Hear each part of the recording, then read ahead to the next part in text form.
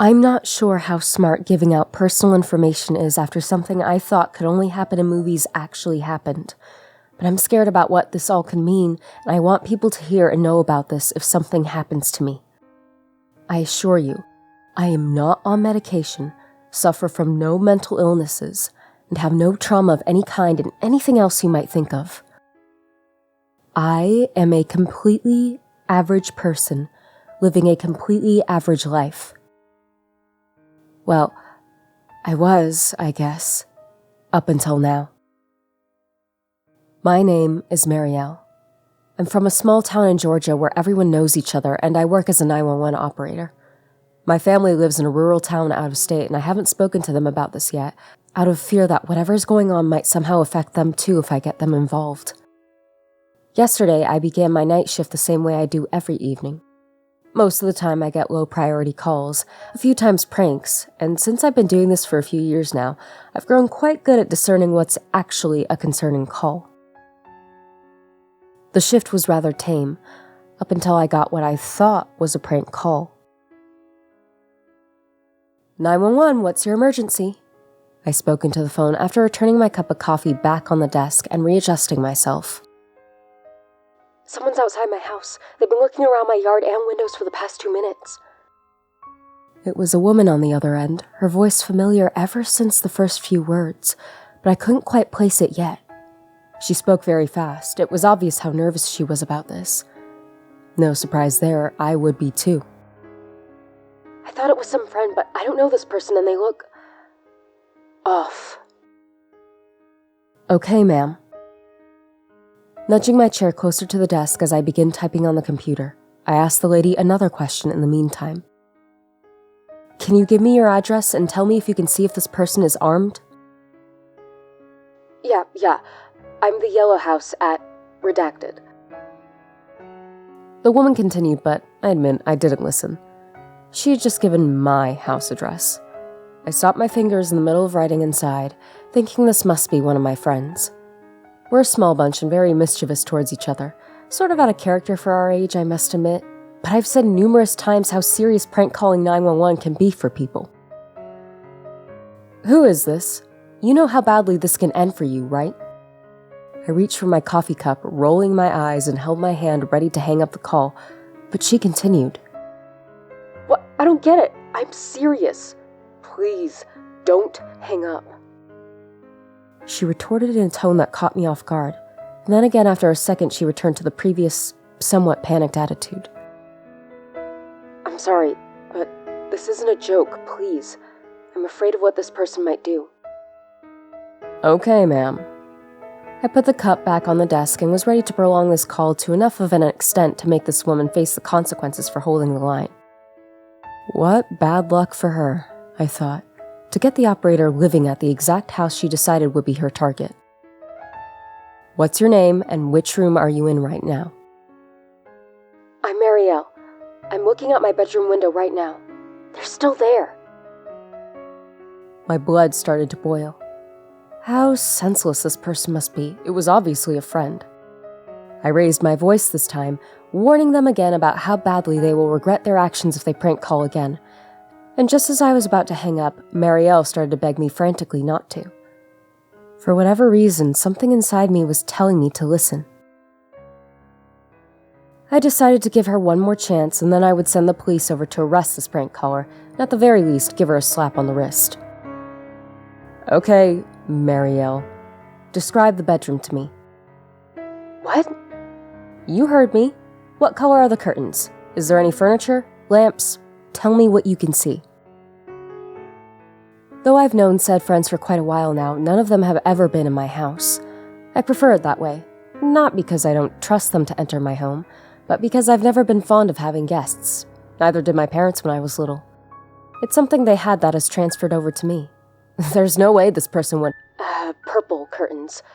Double bed with a grayish cover with white lines. A wardrobe and a small bedside table with a night lamp on it. She went on for a few seconds while I listened, completely dumbfounded. She was describing exactly how my bedroom looked. Her next words snapped me out of the confusion. Miss, why are you asking me this? There's someone outside my house. I couldn't answer her immediately. This was just so surreal, nothing like anything I've experienced so far in this job. This woman, apparently named Marielle, who sounds just like me, claiming she lives at my address and is standing in the exact same bedroom as mine, was talking to me. Marielle. How did any of this make sense? I tried to keep my cool and continue talking to her normally, but I could hear the shakiness in my own voice when all I could mutter was an, "Okay, ma'am," before falling silent again and rummaged around my desk drawer to find my personal phone. My ex-husband had installed security cameras facing the front, back, and sides of our house at different angles after some people started talking about the same car driving around their homes multiple times during the day and night, but nothing ever came out of it. It didn't hurt to have the extra security measure, but I never thought I'd actually have to use it. I opened the app while this Marielle kept repeating hello, but I was too preoccupied to answer. I admit my heart had dropped into my stomach at this point, and it only got worse after I opened the camera app. My bedroom window looked out one of the sides of my house, and right beyond the wooden fence was someone pacing left and right while looking up at my house. I finally snapped back. "Okay, Marielle, okay. I'm sending a patrol car your way immediately. Excuse the holdup." I tried to regain my composure, but could still hear my words trembling as I spoke them out loud. While the person wasn't trespassing and technically not committing any crime, what puzzled me more was that I was currently completely free of any alcohol or drug influence, talking to myself, to another me. Move away from the window to make sure he doesn't see you. Do you... I paused for a moment, taking in how ridiculous the whole situation was again, and finished my question, listening intently for the answer that was about to come from the other Marielle, not sure what I was expecting to hear. Do you have a weapon in your house you could use in case his intentions become malevolent? I mean, the only thing I can think of right now are the knives in the kitchen, and there's an old pistol, but it's in the basement and the door to it is outside. Am I going to have to defend myself? She sounded stressed out as she asked, but I was more shocked to hear the same exact words I'd have said in response to this question. I have a pistol, and it's in the basement, the door to which is outside. Still unable to comprehend all of this, I told Marielle, or me, I guess, to check again and see where the person is and reassure her that the patrol car is only a few minutes away from the house. Only now did I finally look around, thinking that I must be dreaming, and caught the gaze of a fellow coworker who had his eyebrows raised. He must have been listening in to my conversation and seen me acting off, but I tried to smile to the best of my ability and nod, quickly returning my focus to my screen before I could see his reaction. "Marielle, do you see them still?" I inquired, but got no response for another few moments.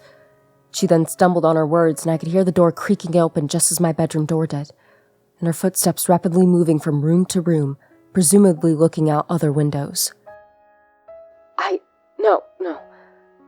No, he's not out there now. I don't know where he is. Oh God, did I miss him? Is he coming towards my house? She sounded like she was on the verge of a panic attack. I did my best trying to calm her down while searching for the person myself, switching between different cameras. When I found him, I saw him in the backyard with an arm raised in the middle of the air.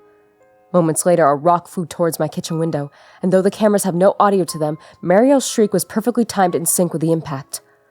Holy shit, he just broke one of my windows!" She yelled frantically and began raving inaudibly into the phone. Marielle, get to your attic, quickly! The police will be at your place soon. Use anything you find up there to block the way in. I yelled back, raising my voice loud enough to overshadow hers, and to probably scare my coworkers with a sudden decibel increase. Whatever was happening, it was real. There was someone outside my house who had just broken a window, and I was in there, afraid for my life. The advice I gave her was exactly what I would have done. The attic hatch is in the middle of the hallway leading from the living room to my bedroom, giving her enough time to get up there and block it afterwards, considering this person had to pass through the kitchen and then through the aforementioned parts of the house. By my calculations, Marielle had enough time to get there and use all the pent-up trash and whatever else she could find to hold the hatch shut for the little time left the police needed to arrive. I could hear Marielle slam the door behind her, and run down the laminated hallway towards the hatch. And then I gasped audibly as she yelled into the speaker and the phone dropped with a loud thud, her footsteps becoming more and more distant as another, heavier set made their way faster and faster through the hallway and closer to the phone. "Are you still there? The police are almost at your location," was all I could think to say in my last effort to scare whoever this person was away. A few seconds of silence, and I expected to hear something, anything, some scary cryptid remark or at least breathing. But there was nothing. My last word into the receiver was an empty hello before the other end hung up. I couldn't believe what had just happened. I must have sat at my desk staring into the screen for at least 2 minutes before the same coworker from earlier, Connor, came and put his hand on my shoulder, prompting me to scream and push him away. The entire office looked our way and he put his hands up in the air. I apologized profusely more times than I could count. Everyone turned back to their desks and Connor lowered his hands. "Tough call?" he asked and leaned on my desk, handing me a chocolate bar. "You seemed really on edge the entire time and, well, this just confirms it." I didn't even acknowledge the snack after I looked at it and just met his eyes again, not knowing what to say. I began with a few disconnected words before excusing myself and leaving the shift early. It's a little after 2:30 as I finish writing this.